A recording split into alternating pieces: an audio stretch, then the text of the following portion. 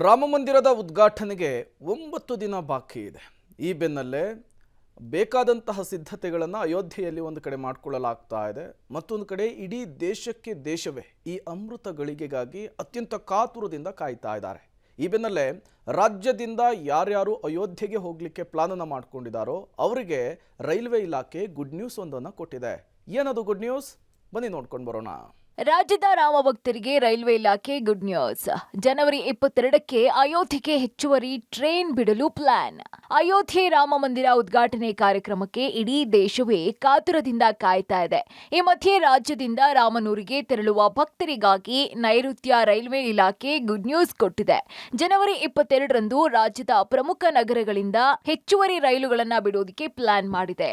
ಹೌದು, ಅಯೋಧ್ಯೆಗೆ ಹೆಚ್ಚಿನ ಸಂಖ್ಯೆಯಲ್ಲಿ ಭಕ್ತರು ಹೋಗುವ ಹಿನ್ನೆಲೆಯಲ್ಲಿ ಜನರ ಅನುಕೂಲಕ್ಕಾಗಿ ರಾಜ್ಯದಿಂದ ಹೆಚ್ಚುವರಿ ರೈಲುಗಳ ಕಾರ್ಯಾಚರಣೆಗೆ ನೈಋತ್ಯ ರೈಲ್ವೆ ವಲಯ ಚಿಂತನೆ ನಡೆಸಿದೆ. ಈ ಸಂಬಂಧ ಈಗಾಗಲೇ ಕೇಂದ್ರ ರೈಲ್ವೆ ಇಲಾಖೆಗೆ ಪ್ರಸ್ತಾವನೆ ಸಲ್ಲಿಸಿರುವ ನೈಋತ್ಯ ರೈಲ್ವೆ ಕೇಂದ್ರದ ಒಪ್ಪಿಗೆಗಾಗಿ ಕಾಯ್ತಾ ಇದೆ.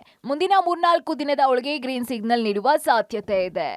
ರಾಮ ಮಂದಿರ ಉದ್ಘಾಟನೆ ನಡೀತಿರೋದ್ರಿಂದ ತುಂಬಾ ಭಕ್ತರು ಕರ್ನಾಟಕದಿಂದ ಹೋಗೋದಕ್ಕೆ ಇಚ್ಛೆ ಪಟ್ಟಿದ್ದಾರೆ. ಆಕ್ಚುಲಿ ರೈಲ್ವೆ ಇಲಾಖೆ ಏನ್ ಮಾಡ್ತಾ ಇದೆ ಅಂದ್ರೆ ಇದನ್ನ ಪ್ಲಾನ್ ಮಾಡ್ತಾ ಇದೀವಿ. ಇನ್ನ ಯಾವ ರೀತಿ ನಾವು ಹೆಚ್ಚುವರಿ ಟ್ರೈನ್ ನ ಆ ಕಡೆ ಓಡಿಸಬಹುದು ಅನ್ನೋದು ಇನ್ನ ಪ್ಲಾನಿಂಗ್ ಹಂತದಲ್ಲಿದೆ. ಒನ್ಸ್ ಪ್ಲಾನಿಂಗ್ ಅಂತ ಮುಗಿದ್ಮೇಲೆ ನಾವು ಎಷ್ಟು ಟ್ರೈನ್ ರನ್ ಮಾಡ್ತೀವಿ ಅನ್ನೋದು ನಾವು ಹೇಳ್ತೀವಿ. ಆ ಪ್ರಸ್ತಾವನೆ ಇದೆ. ಇಟ್ ಈಸ್ ಅದೇ ಇವಾಗ ನಾವು ಅದನ್ನ ಪ್ಲಾನ್ ಮಾಡ್ತಾ ಇದೀವಿ. ಅದಕ್ಕೆ ಪಾತ್ ಎಲ್ಲ ಬೇಕು, ಮತ್ತೆ ಯಾವ ಟೈಮಿಂಗ್ಸ್ ಎಲ್ಲ ಬೇಕು ಅದೆಲ್ಲ ನೋಡಿ it is in still under planning. ಇನ್ನು ಪ್ರಮುಖವಾಗಿ ಅಯೋಧ್ಯೆಗೆ ಹೆಚ್ಚುವರಿ ರೈಲನ್ನ ರಾಜ್ಯದ ಯಾವ ನಗರದ ಮಾರ್ಗದಿಂದ ಬಿಡಬೇಕು, ಯಾವ ಸಮಯಕ್ಕೆ ಬಿಡಬೇಕು ಅನ್ನೋದರ ಬಗ್ಗೆ ಚರ್ಚೆ ಮಾಡಲಾಗ್ತಾ ಇದೆ.